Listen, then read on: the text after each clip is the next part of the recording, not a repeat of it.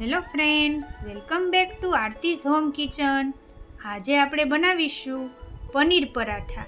આ પરાઠા ટેસ્ટમાં ખૂબ જ સરસ લાગે છે.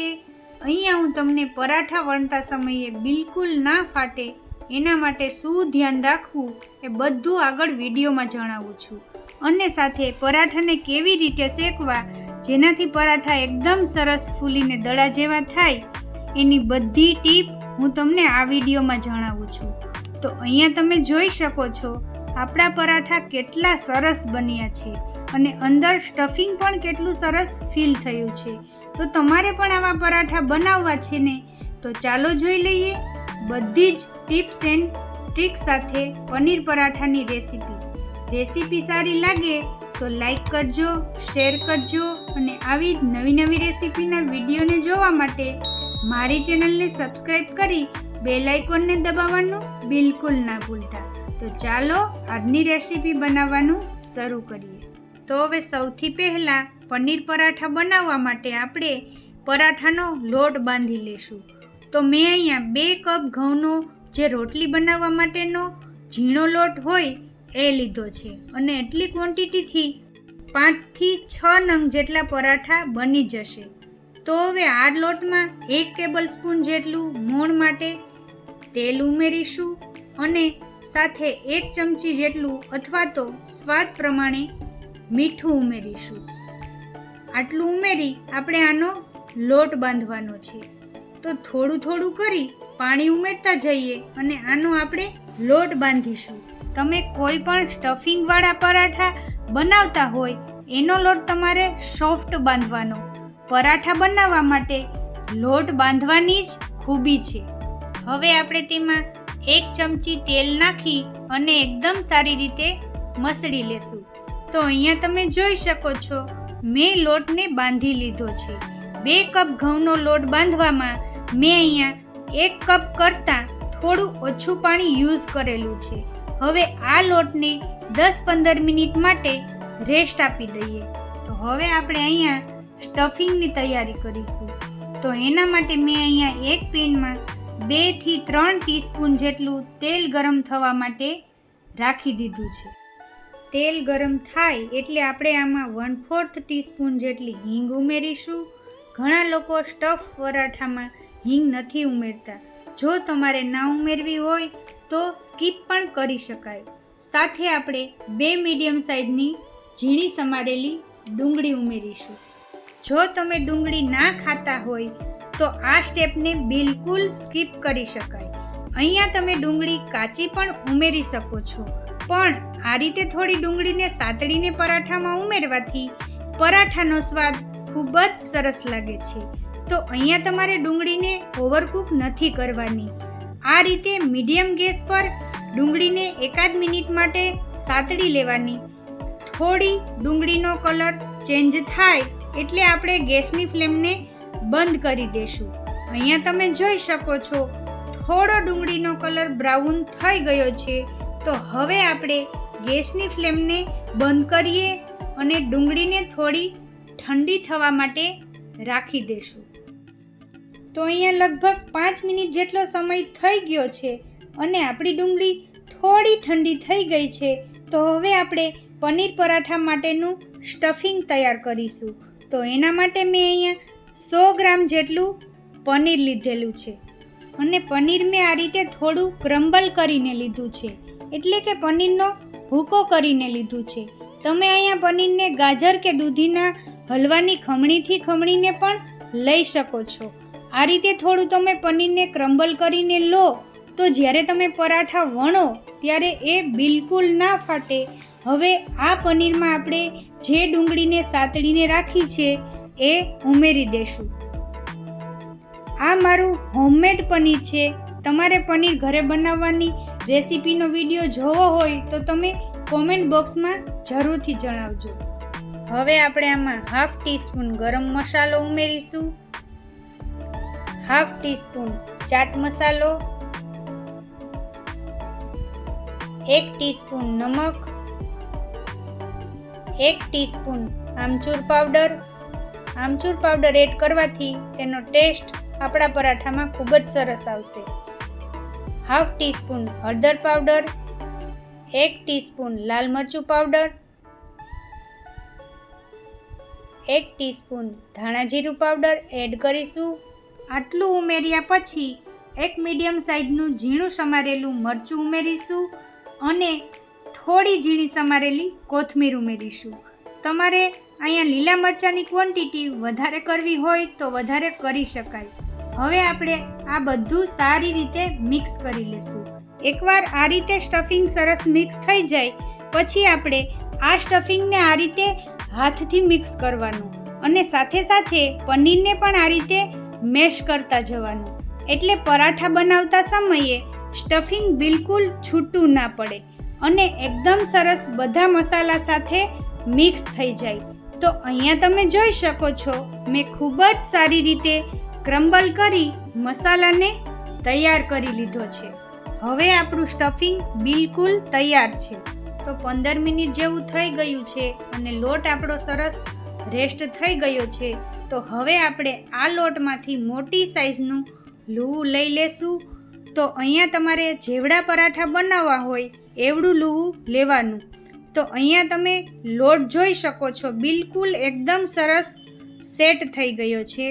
તો આ રીતે એકદમ સરસ લુવું તૈયાર કરીશું અને એ લુવાને આપણે કોરા લોટમાં ખૂબ જ સારી રીતે ડસ્ટ કરીશું.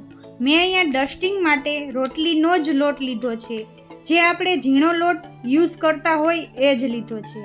હવે પરાઠા વણતા સમયે બિલકુલ ના ફાટે એના માટે પરાઠાને આ રીતે સ્ટફ કરવાના. તો આપણે જે મોટું લુવું લીધું છે એને આપણે વાટકી જેવું તૈયાર કરીશું. તો આપણે આ રીતે મોટી સાઈઝની વાટકી જેવું તૈયાર કરી અને આમાં આપણે સ્ટફિંગ ભરીશું. તો અહીંયા આપણે 2 ટેબલ સ્પૂન જેટલું પનીરનું સ્ટફિંગ ભરીશું. અહીંયા તમારે સ્ટફિંગની ક્વોન્ટિટી વધારે કરવી હોય તો વધારે પણ કરી શકાય. અને હું તમને આ જે રીત બતાવું છું આ રીતથી તમે પરાઠા ભરશો તો તમારા પરાઠા વણતા સમયે બિલકુલ નહીં ફાટે. અને મારી આપેલી બધી ટીપને ફોલો કરો છતાં પણ તમારા પરાઠા વણતા સમયે ફાટી જતા હોય તો અટામણમાં મેંદાનો કે ચોખાનો લોટ લેવાનો. અને હવે પનીરના મસાલાને અંદરની સાઈડ દબાવતા જશું અને એક પોટલી જેવો શેપ બનાવી લેશું. તો તમે જોઈ શકો છો એકદમ સરસ એક પોટલી જેવો શેપ બની ગયો છે. હવે અંગૂઠો અને આંગળીનું યુઝ કરી આ રીતે લુવાને ભેગો કરી અને એક્સ્ટ્રા લોટને કાઢી લેશું. તો તમે જોઈ શકો છો એકદમ સરસ પરફેક્ટ આપણું લુવું તૈયાર થયું છે. હવે આ લુવામાં જ્યાંથી તમે પેક કર્યું હોય ત્યાં બિલકુલ ક્રેક ના રહેવી જોઈએ. બિલકુલ હળવા હાથે લુવાને આ રીતે બંને હથેળીને વચ્ચે ફેરવીશું એટલે બધો મસાલો એકસરખો સ્પ્રેડ થઈ જાય. હવે ફરીથી કોરા લોટમાં આપણે આ લુવાને ડસ્ટ કરીશું. અને હવે અહીંયા આપણે પરાઠાને આ સમયે તમે જેટલું આંગળીની મદદથી મોટું કરી શકો એટલું મોટું કરી લેવાનું. અને આ પ્રોસેસ તમારે બંને બાજુથી બિલકુલ હળવા હાથે કરવાની. તો અહીંયા તમે જોઈ શકો છો મેં લુવાને એકદમ સરસ આંગળીઓની મદદથી હળવા હાથે મોટું કરી લીધું છે. હવે આપણે આને વણીશું. તો આ રીતે આપણે હળવા હાથે ક્લોકવાઇઝ સાઈડ પરથી પરાઠાને વણવાનું છે. પરાઠાને ક્યારેય સેન્ટરમાંથી નહીં વણવાનું, આ રીતે વણવાનું. તો તમે જોઈ શકો છો મેં એકદમ સરસ પરાઠાને વણી લીધું છે અને આપણું પરાઠું બોર્ડર પરથી બિલકુલ નથી ફાટ્યું. સેન્ટરમાંથી તમને ક્યારેય એવું લાગે કે આપણું પરાઠું થોડું ફાટ્યું છે તો કોરો લોટ તેના પર ડસ્ટ કરી દેવાનો. તો અહીંયા તમે જોઈ શકો છો એકદમ સરસ આપણું પરફેક્ટ પરાઠું વણાઈ ગયું છે. તો હવે આપણે આ પરાઠાને શેકશું અને શેકતા સમયે તમે મારી દેખાડેલી ટિપ્સને ધ્યાન રાખશો તો પરાઠા એકદમ સરસ ફૂલીને દડા જેવા થશે. તો આ પરાઠાને આપણે શેકી લઈએ. તો પરાઠાને શેકવા માટે મેં અહીંયા તવાને પહેલેથી જ ગરમ થવા માટે મૂકી દીધો છે. આપણો તવો થોડો ગરમ થાય એટલે ગેસની ફ્લેમને મીડિયમ કરીશું અને વણેલા ભાગને આપણે નીચેની સાઈડ રાખીશું. તો આ રીતે વણેલા ભાગને નીચેની સાઈડ રાખ્યા પછી પરાઠાને નીચેની સાઈડથી 20 થી 30 સેકન્ડ સુધી અથવા તો પરાઠાની ઉપર થોડો કલર ચેન્જ થાય ત્યાં સુધી શેકાવા દેવાનું. તો 20 થી 30 સેકન્ડ પછી તમે જોઈ શકો છો ઉપરની સાઈડથી થોડો કલર ચેન્જ થઈ ગયો છે. તો હવે હળવા હાથે પરાઠાની સાઈડને ચેન્જ કરીશું.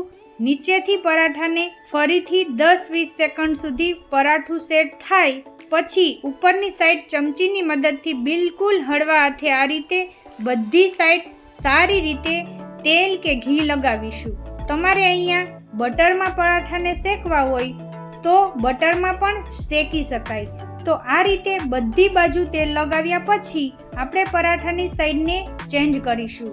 અને હવે અહીંયા ઉપરની સાઈડ આપણે બિલકુલ થોડું જેમ આપણે પહેલાં તેલ લગાવ્યું હતું એ જ રીતે તેલ લગાવી દેશું. તો અહીંયા તમે જોઈ શકો છો ધીરે ધીરે આપણું પરાઠું સરસ ફૂલવા માંડ્યું છે.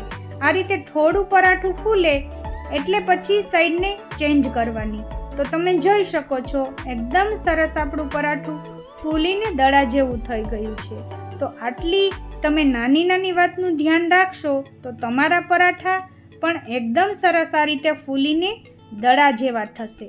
તો હવે બંને બાજુથી ગોલ્ડન બ્રાઉન ડિઝાઇન આવે અથવા તો તમારે જેટલું ક્રિસ્પી પરાઠું જોઈતું હોય ત્યાં સુધી એને શેકવાનું.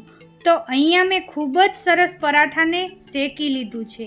આ પરાઠાને આપણે એક પ્લેટમાં લઈ લઈએ અને હવે બિલકુલ આ જ રીતે આપણે બીજું પરાઠું વણી લેશું અને એકદમ સરસ શેકી લેશું. તો અહીંયા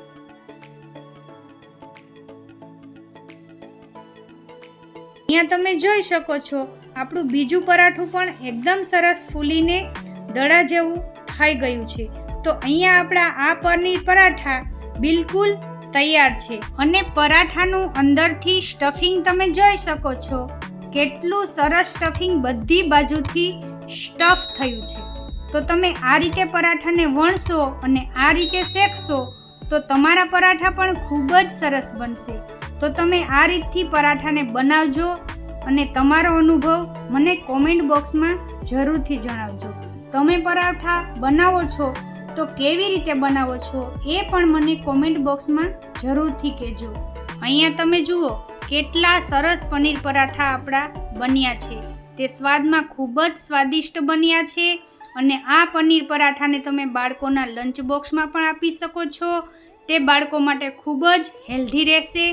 તો એકવાર તમે પણ આ રીતે ચોક્કસથી ટ્રાય કરજો અને તમારો અનુભવ મારી સાથે શેર કરજો. જો આજનો આ વિડીયો તમને પસંદ આવ્યો હોય તો મારી ચેનલને લાઈક કરજો, શેર કરજો અને આવા જ નવા વિડીયોને જોવા માટે મારી ચેનલને સબસ્ક્રાઈબ કરી બેલ આઇકનને દબાવવાનું બિલકુલ ના ભૂલતા. તો આવી જ એક અવનવી રેસીપીના વિડીયો સાથે ફરી મળીશું. ત્યાં સુધી થેન્ક યુ ફોર વોચિંગ.